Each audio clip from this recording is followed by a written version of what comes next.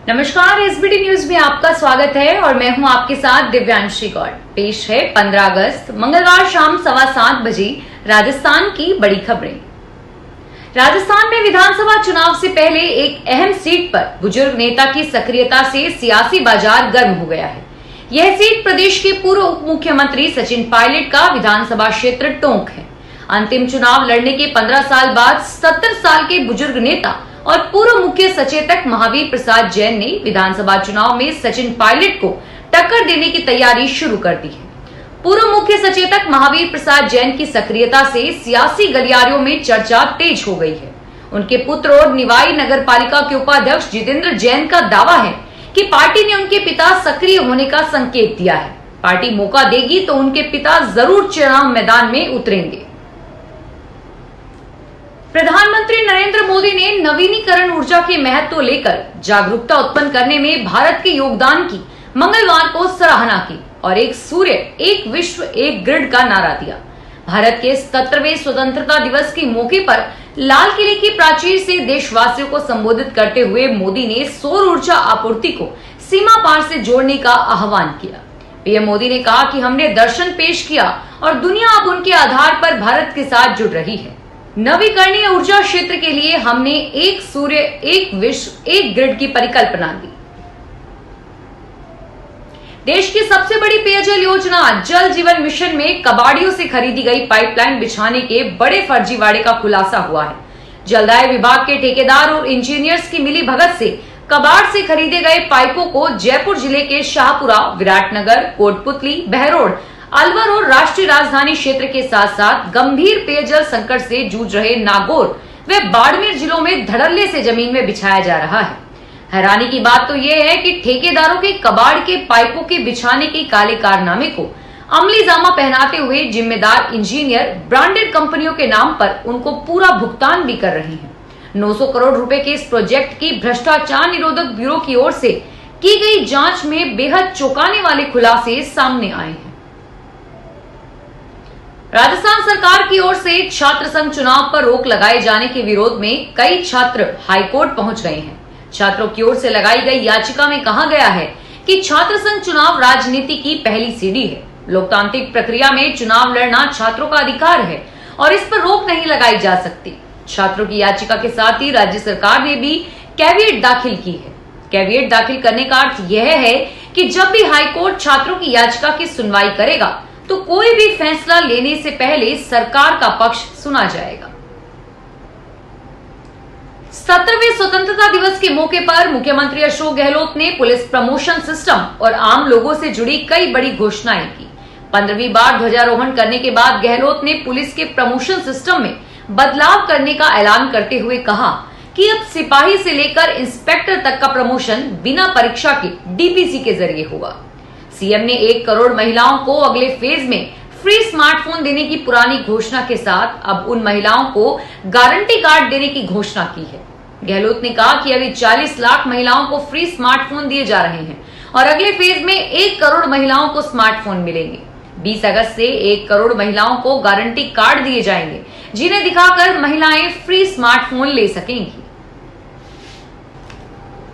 BJP केंद्रीय चुनाव समिति की बैठक 16 अगस्त को पार्टी मुख्यालय में होगी।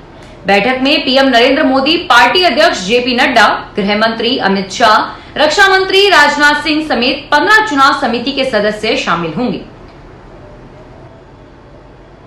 पूर्वी भारत में बारिश के 2 नए सिस्टम बनने से राजस्थान के पूर्वी हिस्सों में आज शाम से हल्की बारिश का दौर शुरू हो सकता है। भरतपुर, कोटा के साथ जयपुर और उदयपुर संभाग के जिलों में भी 3-4 दिन तक कहीं कहीं हल्की बारिश या बूंदाबांदी हो सकती है। मौसम विशेषज्ञों के मुताबिक इस सिस्टम का असर राज्य में कमजोर ही रहेगा और इस कारण किसी भी एरिया में मध्यम या तेज बारिश होने की संभावना अगले 4-5 दिन तक नहीं है। जयपुर समेत प्रदेश के कई शहरों में बादल छाने के साथ हल्की उमस बढ़ गई और पिछले 24 घंटे के दौरान करौली जिले के टोड भीम एरिया में 3 mm बारिश हुई, जबकि शेष राज्य में मौसम शुष्क रहा। मौसम केंद्र जयपुर के निदेशक राधेश्याम शर्मा ने बताया कि मानसून ट्रफ लाइन भी हिमालय की तरफ है, जिसके चलते उत्तराखंड, हिमाचल एरिया में अच्छी बारिश हो रही है और राजस्थान समेत मध्य भारत के राज्यों में भी अभी मानसून कमजोर है। राजस्थान के मुख्यमंत्री अशोक गहलोत एक दिवसीय दौरे को लेकर बाड़मेर शिव उपखंड में आने का प्रोग्राम प्रस्तावित है। सीएम यहां पर चल रहे राजीव गांधी खेलो प्रोग्राम में खिलाड़ियों से मुलाकात करेंगे और वहीं एक सभा को भी संबोधित करेंगे। 17 अगस्त को प्रस्तावित सीएम के दौरे को लेकर जिला प्रशासन ने तैयारियां शुरू कर दी है और वहीं कलेक्टर व एसपी ने शिव उपखंड पर जाकर प्रोग्राम स्थल और सभी सभा स्थलों का जायजा लिया और वहीं पर हेलीपैड का बनाने के भी निर्देश दिए गए हैं। हालांकि अभी तक सीएमओ ने मिनट टू मिनट प्रोग्राम जारी नहीं हुआ है।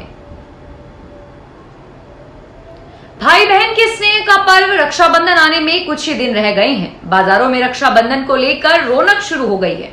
दुकानों में रंग बिरंगी राखियां सज चुकी है। बहनें अपने भाइयों के लिए रंग बिरंगी राखियों की खरीदारी में जुटी हुई हैं। फिलहाल दुकानों में वे बहनें अधिक शॉपिंग कर रही हैं जिनके भाई बाहर रहते हैं और उन्हें उनके पास राखियां बेचनी है। राखियों के स्टाइल व लुक में भी बदलाव आने लगे हैं।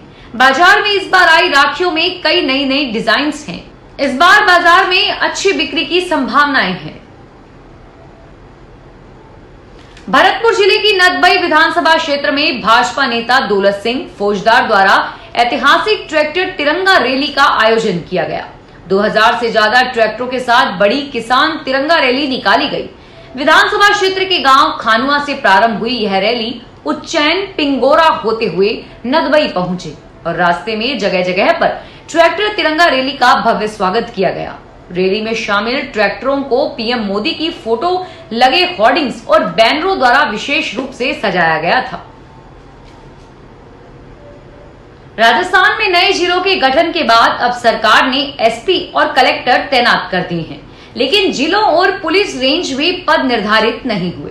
पुलिस अधीक्षक कार्यालय के साथ साथ रेंज महानिरीक्षक कार्यालय में पद सृजन के लिए पुलिस मुख्यालय ने प्रस्ताव तैयार किए हैं और इसी के तहत जयपुर में नए रेंज कार्यालय के लिए करीब 70 पद मांगे गए हैं, जबकि पूर्व में स्थापित रेंज में मात्र 20 पद हैं। ऐसे में प्रस्ताव पर मंजूरी मुश्किल में पड़ गई है।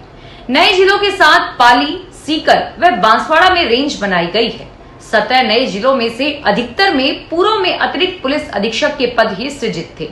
इनमें से खैरतल, अनूपगढ़, बयावर व सांचौर में शामिल पद नहीं थे। पंजाब के सीएम भगवंत मान ने मंगलवार को स्वतंत्रता दिवस पर पटियाला में राष्ट्रीय ध्वज फहराया।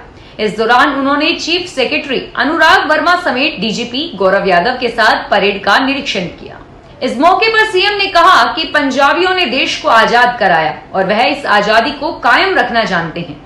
उन्होंने विपक्षी दलों पर तंज कसते हुए कहा कि वह उन्हें न बताएं कि वतन परस्ती क्या होती है। उन्होंने कहा कि 76 साल से देश की बागडोर हमारे हाथों में है और यह बताना पड़ेगा कि देश के लिए क्या किया है।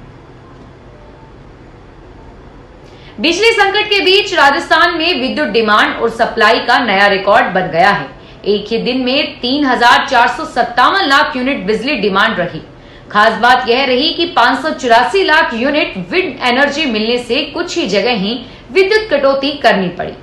हालांकि सोमवार रात को चिन्हित औद्योगिक क्षेत्रों में शाम 7 से सुबह 5 बजे तक कटौती की गई और इसके पीछे भी राज्य विद्युत उत्पादन निगम की 2630 मेगावाट क्षमता की 6 यूनिट से बिजली उत्पादन ठप होना रहा। प्रधानमंत्री फसल बीमा योजना के तहत की जाने वाली क्रॉप कटिंग की रैंडम सूची जल्द से जल्द जारी करवाने की मांग को लेकर भारतीय किसान यूनियन टिकेट की नागौर इकाई ने मुख्यमंत्री के नाम एडीएम को ज्ञापन सौंपा है। डीकेयू के जिलाध्यक्ष अर्जुन राम लामरोड ने बताया कि 20 जुलाई के बाद अल नीनो के प्रभाव के कारण पश्चिमी राजस्थान में बारिश बिल्कुल भी नहीं हुई और साथ ही में रोग और कीड़ों का प्रकोप चरम सीमा पर रहा। इससे फसलों को पूरी तरह से बर्बाद हो चुकी है। ऐसे में विभाग को क्रॉप कटिंग जल्दी करवाकर किसानों को राहत देनी चाहिए। देश के एनआईटी ट्रिपल आईटी की सीएसबीसी काउंसलिंग के आखिरी राउंड सीट आवंटन के बाद अब स्टूडेंट्स ने अपने आवंटित एनआईटी ट्रिपल आईटी में प्रवेश के लिए फाइनल प्रवेश प्रक्रिया पूरी करते दिखाई दे रहे हैं। इस वर्ष आईआईटी में तो पहले सेमेस्टर की पढ़ाई पहले में ही ऑफलाइन शुरू हो चुकी है और अब एनआईटी ट्रिपल आईटी की भी पढ़ाई ऑफलाइन शुरू होने जा रही है। कोटा में एजुकेशन एक्सपर्ट्स अमित आहूजा ने बताया कि ज्यादातर एनआईटी व ट्रिपल आईटी की पहले सेमेस्टर की ऑफलाइन क्लासेस 21 से 28 अगस्त के मध्य प्रारंभ होने वाली है। फिलहाल इस बुलेटिन में इतना ही और फिर हाजिर होंगे तमाम बड़ी खबरों के साथ।